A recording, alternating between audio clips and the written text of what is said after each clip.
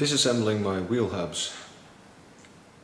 First of all, I have to tell you what I started off with. I took out my two wheels and took off all the rubber, and then I decided, since the spokes were very rusty, to remove all the spokes and treat the hubs and the rims separately.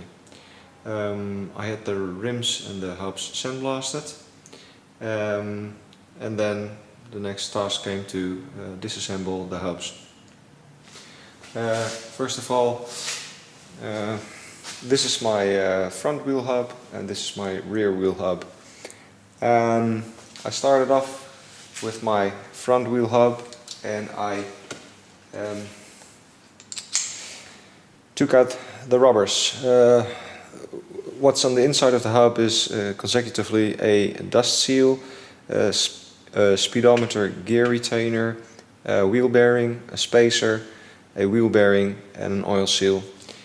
So first I took the dust seal off this side by using my screwdriver, plop, and then the speedometer gear retainer automatically fell out, and on the other side I took out the oil seal with my screwdriver. So what I was left with was the hub with the bearings stuck inside like this on the inside of the hub. Now, in order to tell you what I did, it's easier to use a little illustration that I made. This is what the wheel hub shaft looks like. You've got the bearing here, then there's the spacer, and there's another bearing. Now the bearings, they are seated against a little ridge inside the shaft. So they're tightly seated against this ridge, and then the spacer is tightly packed inside, as you can see over there. Now I didn't have any money to remove the bearings with a blind bearing puller, which is basically a little iron bit that looks like a bit of an umbrella that you slide inside the bearing. Then on top you put a screw in, you tighten the screw, and then the iron just expands, grabbing a hold of the bearing, and then with a slide hammer, bam bam bam, you just whack out the bearing. The other side, the same deal.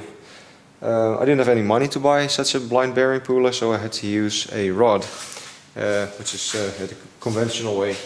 Now one side of my rod is like the bent tip of a screwdriver. It's a little bit bent, and the other side of my rod is just a round piece that's flattened a bit. I used my grinding disc to flatten this out a bit. Now what you do, or what I did, was in the situation like this, when you put in the rod and you want to grab a hold of the lower bearing, it's really difficult to put this flat piece of the rod in between the spacer and the bearing. There's basically no space to grab hold of the inner race of the bearing. So the strategy is, this is the set, the strategy is to try to tilt the spacer a little bit. Basically, when you put your rod in like this, you move it like this as far as you can and top as far as you can, and you hit this rod with a hammer here, bang bang bang bang, then the spacer will tilt a little bit, which creates ample space down there to put your rod on the inner race of the bearing and then punch the bearing out. So that's the trick. Try to tilt the spacer a little bit, and also while you tilt the spacer, the upper bearing will go up a little bit and the lower bearing will go down a little bit, so there will be a little bit of leeway. But basically you can put your rod on the inner race of this bearing and then just punch it out. So basically I did that, and then the bearing fell out, the spacer fell out, and I'm left with one bearing on this side. And you just have enough space to either use a rod and just punch out the bearing, or you put a socket and an extension and then put that on the inner race of the bearing and punch it out.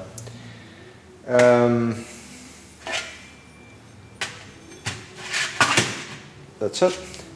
So yeah, this is the disassembled hub. What I'm gonna replace is this dust seal, this bearing, and this oil seal. So the only things I'll keep is the speedometer, gear retainer, and the spacer. And for the rear hub, it's practically the same dealio. The stuff inside the rear hub is an oil seal, a bearing, a spacer, and an oil seal. And here around this iron bit is an O-ring. So first of all, I just took off the O-ring with a screwdriver. Then I popped out this oil seal with my screwdriver too. I was left with the same combination: bearing, spacer, bearing inside the hub. And yeah, I did the same thing. I just put in my rod and then whacked it here on this side, kong, kong, kong, kong, kong. So then the spacer tilted a little bit. I got a hold of the inner race of the lower bearing, and then I just punched it out. Bearing fell out, spacer fell out. Turned the hub around, and I had one bearing left, which I removed with a socket on an extension bar. A couple of good punches, and it all came out. And what I'm gonna replace in this case is the O-ring, the oil seal, the bearing, and the other bearing. So the only thing I'm gonna keep is my spacer. The reason why you have to replace the bearings when you remove them this way, or basically when you remove them anyway, is because you always exert force on the inner race of the bearing.